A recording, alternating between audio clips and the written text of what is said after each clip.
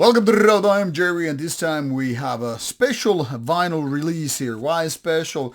Well, first of all, this ain't no typical band, nor this ain't no typical release. It's a double vinyl gatefold from Ván Records. And also the band, The Nest, isn't really a band, but more like a project of an unusual kind. And I will show you quickly what it really means when I've showed you the actual vinyl here. Let's actually start with the given vinyl. It's a double feature, so double-sided, kind of a sun yellow coloring with a little bit of marbling here.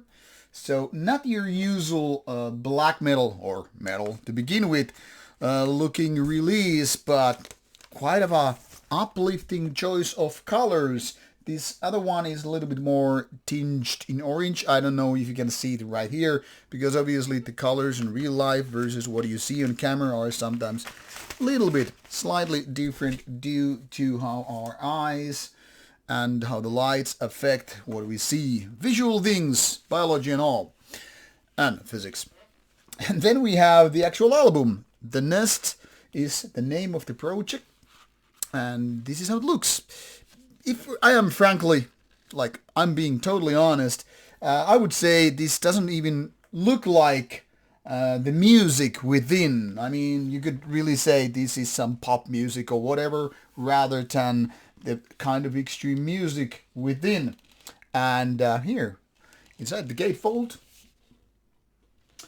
a special photography. And you will soon understand why, or at least I pretend to understand why it is of such nature. Now we have taken care of the ingredients, which means also the inlay. And here is the Her Through Nature album listing in terms of artists. As you can see, first we have guitars, vocals, guitars, bass, synths, and theremin, drums. That is the core lineup. But after bass and more guitars and vocals, we have vocals, guitars, visuals, sound engineer. Does it really look like a normal band? I would say nope. Here is a story to be told for those who buy the vinyl.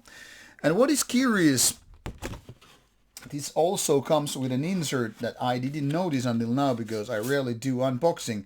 So here we have the thing, Road Burn Redo. Now it doesn't specify whether this is CD or DVD. I guess we'll find out about after this review. Sometimes these kind of mystery things are really cool to find out when you actually unbox the thing rather than just spin the vinyl, because that's what I do. I rarely open all the ingredients before listening, and I just find these surprises. More surprises for me, more surprises for you, the genuine reaction. Alright, let's talk about the music of this international lineup. So basically it says Belgium/various.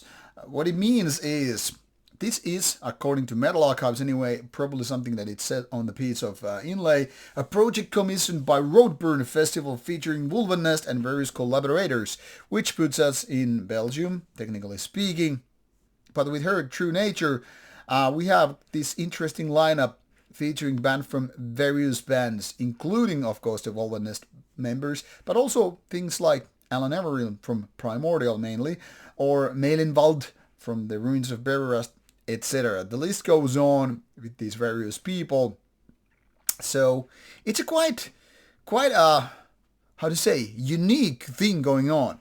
Now Metal Archives says psychedelic black metal / ambient. It's partially true, given this interesting lineup and this selection of fine artists. But I would say if you want to simplify it a little bit, make it more approachable, you could call it post-black. Certainly a lot of black metal elements are right there, but if we're talking about musically, I don't know if psychedelic black metal really cuts it down, because it's kind of an umbrella term. You can put a lot of different things under that and just, yeah, you don't get it. You could also say it's kind of an experimental black metal, because technically speaking, it's flirting with a lot of black metal, traditional otherwise, but it's also softer in many ways. So I would just call it personally post-black. Feel free to disagree, feel free to change my mind and all. But this is how I would box it in, and don't get stuck with these genre definitions. They are always a little bit vague when we go outside the typical definitions or the default settings of a given genre. Now, throughout this about 60 minutes and so of music is obviously what I just described. It's black metal flirting with black metal with the rather lengthy compositions. As you can see, some of these tracks are over 10 minutes, and in general, overall, it's around 9 minutes, give or take. There are a couple of shorter ones, but not exactly short and sweet radio-friendly music tracks. And that is, of course, part of the charm here. When we're talking about the kind of a unique project, the music is not supposed to be something that is easy to approachable. But then again, when we're talking about the music, indeed, like the compositions, the riffs, and all that stuff, yes, it is very, very much black metal related. You could call it black metal's weird cousin. That it's not just fully black metal, but outside of the box. What makes this not necessarily challenging, but more interesting and as such unexpected is that the lineup featuring different vocals means that throughout the compositions you will of course get from mood to another one, meaning you have different vocals, so of course the mood, the atmosphere is gonna change from track to track and all that stuff. So while the core in terms of music, how it's written, how they're composed and all that stuff, getting lengthy and all, the different mood comes with various vocals. I mean, of course, for example, when you hear Alan Averill from Primordial and likes, you will instantly get into the certain kind of primordial mood, but realizing the music isn't exactly primordial. But with the given distinctive vocals, you're kind of put yourself in a mindset. I'm talking about the vocal style, which is very, very noticeable, recognizable, meaning that, for example, if you would hear Bruce Dickinson here, you would kind of start thinking certain kind of Iron Maiden or Bruce Dickinson solo kind of stuff. So what I'm saying here is, even though the music isn't exactly of these given vocalists' style necessarily like that of their main bands and all, when you hear a recognizable vocalist, your mind is kind of trying to get you into that border or box or whatever. So it can give you a little bit of a weird, not necessarily mindfuck, but kind of there's something familiar and something new, and your mind is trying to figure it out what it is. That is part of the charm with the album, let's be honest about it, because the thing is, when you have these various vocalists, it's like you have to consider each track really unique versus the typical band album. That can go both ways. Some would say it's too much of a mess, too much of a mixed goodies and all that stuff. But it can also be very, very refreshing. So when you hear different takes from different tracks and the different moods, it's like a soundtrack in a way. So much like soundtracks are adapting to the movie or creating part of the whole atmosphere there with the given styles. I mean, certain parts are more aggressive when there's aggression in the movie. Certain parts are darker and so forth. So this is the kind of a similar thing with the music here.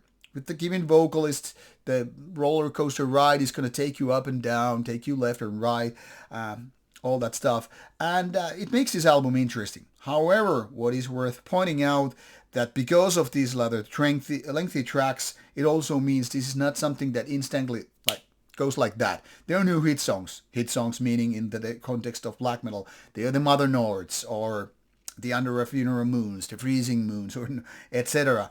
My point here is, it might take a little bit of time, and it also might feel a little bit too much all over the place. The kind of a post-black / atmospheric black metal can really divide people into different camps, for the lack of better word. And I'm not gonna suggest this is the kind of album, like, for instance, if you like more aggressive black metal, like Marduk, or if you like the more raw end of black metal, think about the early Darkthrone years, Illions and the like. This is nothing like that. If you're also in the more modern and more complicated black metal, so-called third wave, the dissonant kind, think of Dead Spell Omega or Icelandic, this could also fall off the wagon because it's not really that. Then again, if you're embracing their typical black metal, post-black metal bands or atmospheric black metal bands, you're more likely to like this one. Like it or not, I find it interesting that this kind of a project is even possible with the given all-star lineup and one-of-a-kind, unique nature of the band. So I find it rather fascinating, even if it's not the best music out there since 2002. At least it's worth a listen because it's indeed unique, a rarity, an exception to the rule in the world of black metal and beyond. So I guess what I'm trying to say here is give it a go and figure it out for yourself. Not recommended to everybody, but those who know what I'm talking about here or have a slight understanding what I'm talking about here, give it a go. Links are included in the description box so you can start with the digital ones.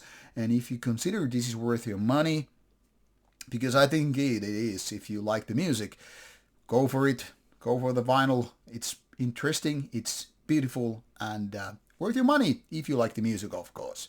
Now, off you go. Looking forward to your comments about this release. Have you heard it? Do you like it? Let me know. Thank you, and bye-bye.